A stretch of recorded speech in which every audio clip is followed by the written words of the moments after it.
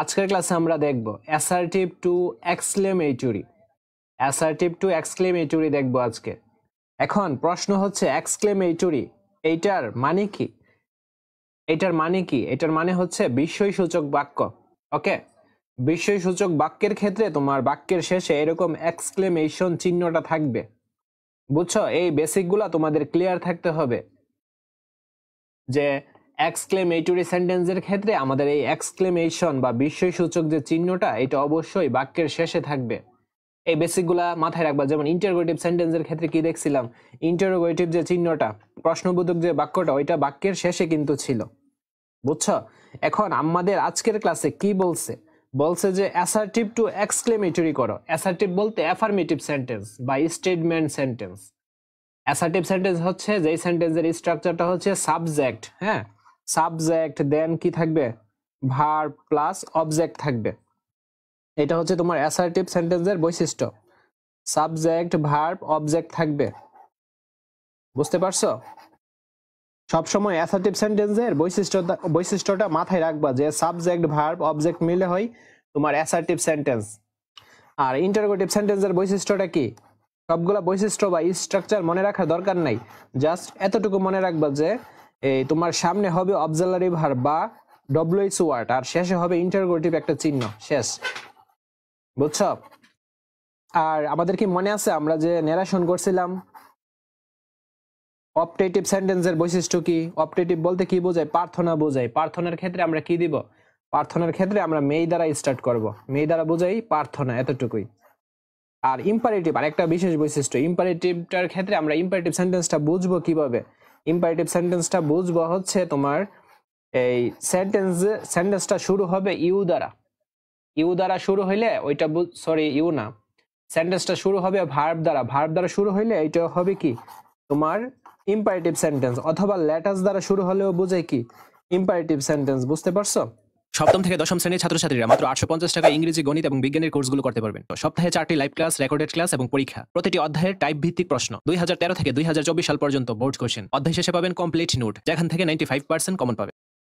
যদি আর্টিকেল বা এন থাকে, আমাদের যদি দেখি যে একটা সেন্টেন্সের মধ্যে আর্টিকেল বা এন আছে, ওই ক্ষেত্রে আমরা কি করব? দেখো এখানে একটা স্ট্রাকচার দিছে, আমরা হোয়াট লাগাবো, দেন ওই আর্টিকেল এ হতে পারে অথবা এন হতে পারে, ওইটা আমরা লিখবো।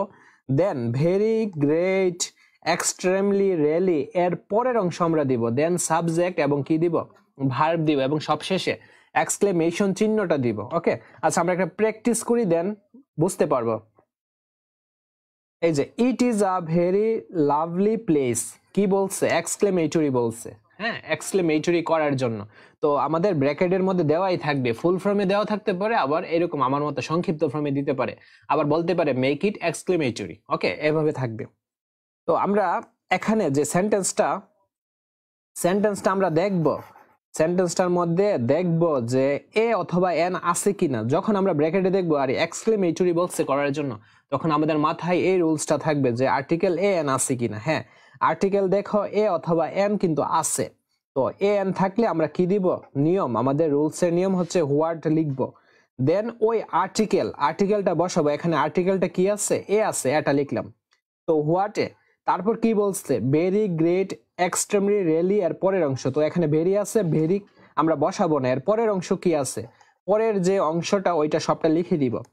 লাভলি প্লেস, হ্যাঁ, পরের অংশটা লিখে দিলাম। তারপর আমরা আবার প্রথমে আসব। প্রথমে কি আছে? সাবজেক্ট, ইট আছে, ইজ আছে, অর্থাৎ আমরা যা যা লিখছি না তা আমরা লিখে দিব। বুঝছো? আর সবশেষে অবশ্যই এক্সক্লেমেটরি চিহ্নটা দিতে হবে, না দিলে কিন্তু নাম্বার দিবে না তোমাদের। সবটা হইলেও যদি চিহ্নটা না দাও তাহলে নাম্বার পাবা না। তো আমরা দেখি 2 নাম্বারটা। এখানে দেখো সেন্টেন্সটার মধ্যে, আচ্ছা এর আগে একটা জিনিস বলি তোমাদের, 2 নাম্বারের যে সেন্টেন্সটা এটা কিন্তু অ্যাসার্টিভ সেন্টেন্স। এইটা অ্যাসার্টিভ সেন্টেন্স কিভাবে হলো? কারণ এই যে শি হচ্ছে সাবজেক্ট, ইজ হচ্ছে ভার্ব, আর আ ভেরি বিউটিফুল গার্ল এটা হচ্ছে অবজেক্ট। তো অ্যাসার্টিভ সেন্টেন্সের তো আমরা বৈশিষ্ট্য জানি, সাবজেক্ট ভার্ব অবজেক্ট। আচ্ছা যাই হোক, আমাদের তো প্রশ্নে বলছে কি এক্সক্লেমেটরি করার জন্য। তো আমরা এখানে সেন্টেন্সটার মধ্যে দেখতে পারতেছি এ আছে, যদি এ বা এন থাকে আমাদের নিয়ম কি? হোয়াট দিতে হবে। হোয়াট, নিয়মগুলা একটু মুখস্থ করে ফেলবা। হোয়াট, তারপর ভেরি, রিয়েলি, গ্রেট এর শেষ অংশ, তো বেরির শেষ অংশ কি বিউটিফুল গার্ল যা আছে, আর তার আগে আমাদের অবশ্যই এটা দিতে হবে, বুঝছো? আমাদের এটা কিন্তু দিতে হবে। হোয়াট আ দেন ভেরির শেষ অংশ হোয়াট আ বিউটিফুল গার্ল, তারপর আবার সামনে যা যা লিখছি না তা লিখে দিব, অর্থাৎ শি ইজ। দেন এক্সক্লেমেটরি চিহ্নটা দিতে হবে। যদি না দাও তোমাদের অ্যান্সারটা কিন্তু কেটে দিবে। আমি আবারও বলতেছি তোমাদেরটা হয়তো বা হয়েছে, বাট চিহ্নটা না দিলে কেটে দিবে। আমরা রুলস 2 দেখি। যদি আর্টিকেল এ এন না থাকে, যদি না থাকে, আমরা তো প্রথম রুলসে দেখছি থাকে, আর এখন না থাকলে আমরা কি করব? না থাকলে আমরা হাউ ইউজ করব, দেন ভেরি, গ্রেট, এক্সট্রিমলি, রিয়েলি এর পরের অংশ ব্যবহার করব, মানে এগুলা বসাবো না। আর সবকিছু নিয়ম কিন্তু সেমই, সাবজেক্ট, ভার্ব আর এক্সক্লেমেশন চিহ্নটা হবে। হ্যাঁ, তো আমরা কি করব? ইট ইজ ভেরি বিউটিফুল বলছে এক্সক্লেমেটরি করার জন্য। তো আমাদের দেখতে হবে এই সেন্টেন্সের মধ্যে এ আছে কিনা। এ তো এখানে নাই বা এন নাই, তো আমরা এই ক্ষেত্রে কি বসাবো? নিয়ম হচ্ছে হাউ। এগুলো একটু মুখস্থ করে রাখবা। হাউ বসালাম। হাউ এর পর আমাদের কি বলছে? যে ভেরি, গ্রেট, রিয়েলি, এক্সট্রিমলি এগুলো হবে না, এগুলার পরে যা আছে তা হবে। হ্যাঁ, এগুলার পরে যা আছে তা হবে। তো ভেরি বসাবো না, আমরা কি বসাবো? বিউটিফুল। How beautiful. দেন আমাদের সামনে যা যা লিখছি না তা লিখে দিব, হাউ বিউটিফুল ইট ইজ। আর সবশেষে অবশ্যই এক্সক্লেমেটরি চিহ্নটা মাস্ট বি দিতে হবে। হি ইজ ফুলিশ আমাদের কি বলছে? এক্সক্লেমেটরি করার জন্য বলছে। তো নিয়মটা কি? যদি আর্টিকেল না থাকে সেন্টেন্সের মধ্যে আমরা হাউ বসাবো, হাউ। দেন আমাদের নিয়মটা কি? ভেরি, গ্রেট, এক্সট্রিমলি, রিয়েলি এর পরের অংশ। এখন দেখো এখানে একটা মজার জিনিস হচ্ছে, এখানে ভেরি, রিয়েলি, গ্রেটটা দেওয়া নাই। এই যে বোকা বানানো হয়েছে, ইজের পর মূলত ভেরি, রিয়েলি, গ্রেটটা দেওয়া থাকতো, বাট দেওয়া নাই। এখন দেওয়া নাই, আমাদের প্রবলেম নেই। আমাদের নিয়মটা হচ্ছে কি? ভেরি, রিয়েলি, গ্রেটের পরের অংশ। হ্যাঁ, পরের অংশ আমরা দিব। তো মূলত এখানে ভেরি, রিয়েলি, গ্রেটটা দেওয়া নাই, আমরা এর পরের অংশটা কি? এই যে ভার্বের পরের অংশটা ফুলিশটা দিব, হাউ ফুলিশ। তারপর আবার কি? আবার প্রথমে যা যা লিখছি না তা লিখে দিব, অর্থাৎ হি ইজ এটা লিখে দিব। দেন এক্সক্লেমেটরি চিহ্নটা দিয়ে দিব, বুঝছো?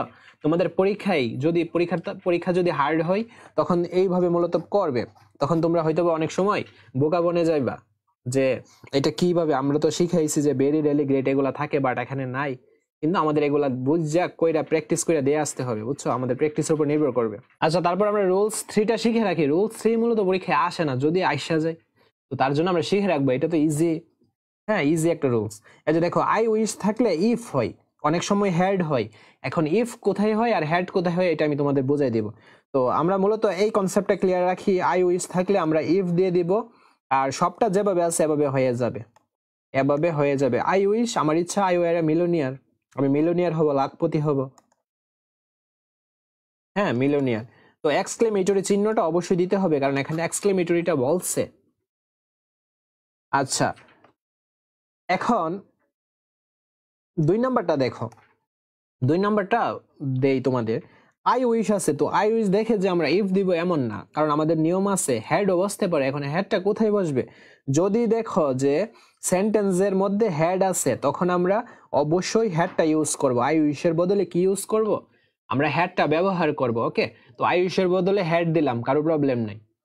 ইফ কেন দিছি? কারো কি প্রবলেম আছে? ইফ কেন দিছি না, হ্যাড কেন দিলাম? কারণ আমাদের সেন্টেন্সের মধ্যে যদি হ্যাড থাকে অবশ্যই হ্যাডটা দিতে হবে আই উইশের বদলে। প্রথম সেন্টেন্সে দেখো আই এর পর ওয়ার ছিল, হ্যাড কিন্তু ছিল না, যে কারণে আই উইশের জায়গায় আমরা ইফ দিতে পারছি। বাট যখন হ্যাড থাকবে তখন আমাদের অবশ্যই আই উইশের জায়গায় কি দিতে হবে? হ্যাড দিতে হবে। আচ্ছা, হ্যাডের পর আমরা সাবজেক্ট কি পাচ্ছি? আই পাচ্ছি। এখন হ্যাড তো আমি বসালাম, এই হ্যাডটা এখন আর বসবে না, বুঝছো? হ্যাডটা আর বসবে না। তো আর যা আছে তা হয়ে যাবে। দ্য উইংস অফ আর ডাব, এক্সক্লেমেটরি চিহ্নটা দিতে হবে। ওকে,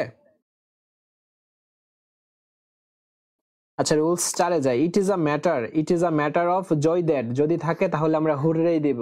আচ্ছা, it is a matter of sorrow that, হ্যাঁ, দুঃখের বিষয় যে। তো দুঃখের কোনো কিছু শুনলে তারা বলে আলস। তো এই ক্ষেত্রে আমরা কি দিব? দেখো, it is a matter of joy that আছে, আমরা সুন্দর করে হুররেই কথাটা দিয়ে দিব, হুররেই। হ্যাঁ, দেন এক্সক্লেমেশন চিহ্নটা দিয়ে দিব, হুররেই। তারপর যা আছে তা লিখে দিব।